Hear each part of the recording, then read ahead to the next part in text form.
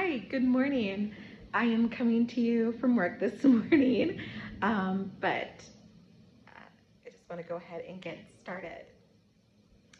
Hi, my name is Rosanna Elizondo, and for my final exploration activity, I attended the 2025 Rise and Represent Powwow here in Denver, Colorado.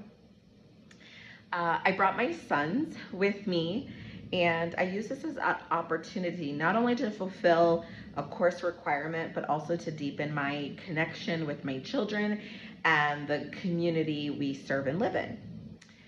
So let me share a little bit about my background on why I chose this particular experience.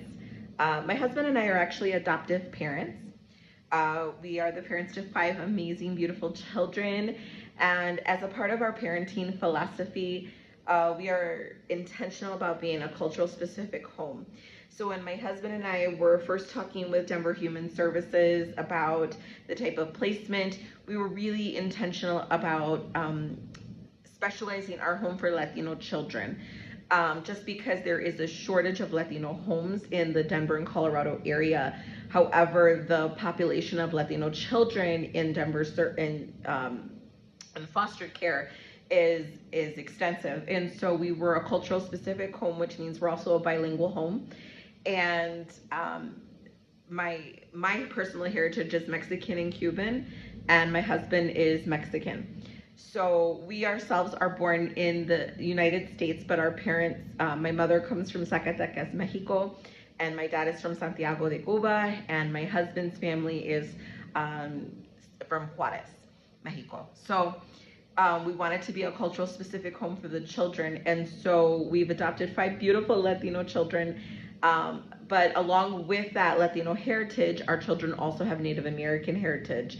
And so it was really important to my husband and I that even though we don't identify as Native American, that our children, because they have that ancestry, that they still were able to connect with that part of them so that they had a sense of wholeness.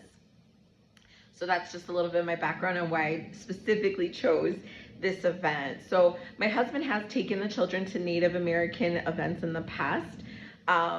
My schedule just hasn't allowed it, the dates that it's landed on, but this time they had 3 different dates in July here, and the 21st worked for me, and I was so excited.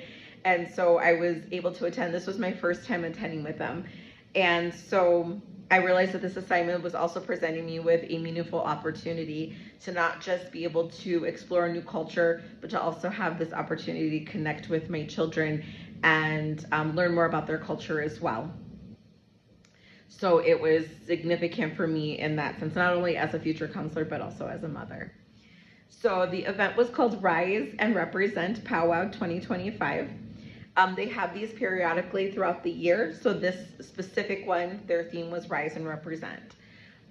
It was hosted here in Denver, and it included multiple tribes. So it wasn't just one tribe, it was multiple tribes from across the region, including Alo Ala Sioux, which is the tribe that my children are registered with. There were dances and drumming circles and food vendors. The food was amazing. I've had Native American food before. I've tried to make new dishes for my kids, but there was new things that I have never had before, and I definitely need to have again. So it was very delicious. But what I really loved is that they had educational booths. They really had a lot of opportunity for those who were looking to reconnect with their roots to be able to do that effectively. The energy was vibrant. It was so fun. And there was a profound sense of respect and tradition and spiritual unity throughout the event. The grand entry was really gorgeous. The dancers from different tribes entered the arena with their full regalia, and they were adorned with symbolic colors and beadwork and beautiful tribal emblems. And one thing that they educated the crowd on is that regalia is not a costume, which we know, but it was really nice for them to break down the individual pieces and kind of explain why they're important or why they're significant or why they're so deeply spiritual and meaningful to the tribe and what they represent to other tribes, which was really interesting as well. The pride and reverence in every step were evident. It was deeply emotional. I very much enjoyed my experience.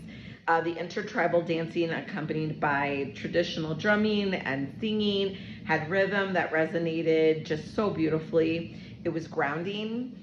And I was able to stand with my children, and we watched and we learned and we got to experience, and we even got to come down and learn a dance, which was so amazing. My children very much enjoyed that because that was their first time getting to do that. Normally, when you come and you attend, you buy your ticket, you are able to watch the presentations. And they had a really fun opportunity at this specific one. My husband was explaining that they haven't had in the past, where they actually invited participants to come down and learn the dance. So that was really fun. And we very much enjoyed that. So I got to learn that dance with my children and do that with them. And I was able to explain, who I was, and that we were an adoptive family, and that, and so they taught us a specific dance of when you are creating bonds. And I was so moved by that. I was very moved by that because it felt really special, and it was a really great way for me and my husband to also feel connected with our children. While I was there, I also had the opportunity at the education booths to speak with a few of the elders, and that was amazing. And the artists, they were so welcoming, and they answered our questions with so much kindness and generosity. I was especially touched by one of the elders who explained that the dancing, how it also has like healing properties, and that they also dance for those who are no longer here and the ones that are coming after us. And so that statement really stayed with me. I thought that was a really beautiful thing.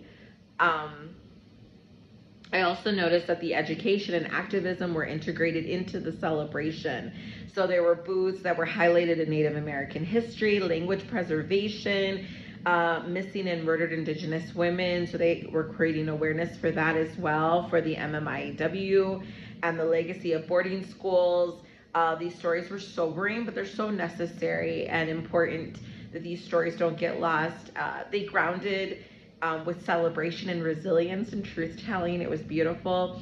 This experience helped me better understand the layers of identity that exist in the Latino-Native intersection, because they intersect a lot. And even though not all Latinos identify with Native American ancestry, it doesn't negate the fact that they are intersecting and they are overlapping with one another. And it reminded me how important it is to affirm both sides for my children and their heritage and in our home, but it also made me reflect on our demographic and the diversity within my community that I'm hoping to serve once I am a licensed counselor, and having awareness in that education and the trauma that comes along with the very turbulent past that many Natives have experienced. For me personally, this event challenged me to step out of my role as an observer and take on the role as a learner, learning a new dance and interacting and speaking and being vulnerable and sharing that we were an adoptive family. And not sure how that was going to be accepted, but it was very well accepted, and they were just so great about educating my husband and myself. I've always encouraged my children to explore their cultural backgrounds, and this experience definitely helped them connect, help me connect and understand that heritage and that background just a little bit more. Right now I'm a behavioral health specialist. I'm at work right now this morning, but this experience also reinforced the several professional takeaways. First, I was reminded that healing for Indigenous clients often involve collective memory, spirituality, and cultural rituals. Not just for individual talk therapy, but understanding the impact of intergenerational trauma, forced assimilation, systematic injustices, and the essentials of when working with Native American clients. Second, cultural humility is crucial. It's critical when there are over 500 federally recognized tribes, and each has its own worldview, language, practice, and history. I cannot assume that one Native American client's experience reflects another. I need to approach every individual and every community with courtesy and respect. Lastly, I learned that allyship requires presence. Whether in advocacy, therapeutic work, or parenting, we have to show up, not just academically or theoretically, but relationally. for the clients I hope to serve, especially here in Colorado. It's not enough to say that I'm culturally competent, but I must demonstrate that through informed practices, collaboration, and cultural consults when appropriate, and willingness to let my clients educate me about what is sacred and meaningful to them so that I can incorporate that and be informed.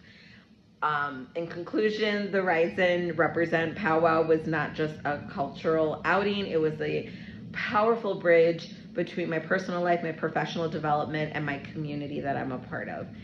It helped me better understand my children. It affirmed my intentional approach to cultural parenting and cultural competent counseling, and deepened my commitment to being a counselor who truly listens and has that awareness and that understanding. I left the event more grounded, more inspired, and more aware of how many more things there is to learn. I learned how much I didn't know and I didn't understand, which was great because it opened up a whole new opportunity for me to make sure I have that cultural competency and be able to build on that for my career and my future clients so that I can be more effective and provide more effective tools. So that is my experience at the Rise and Represent powwow in Denver, Colorado this July. Thank you so much for listening, and thank you.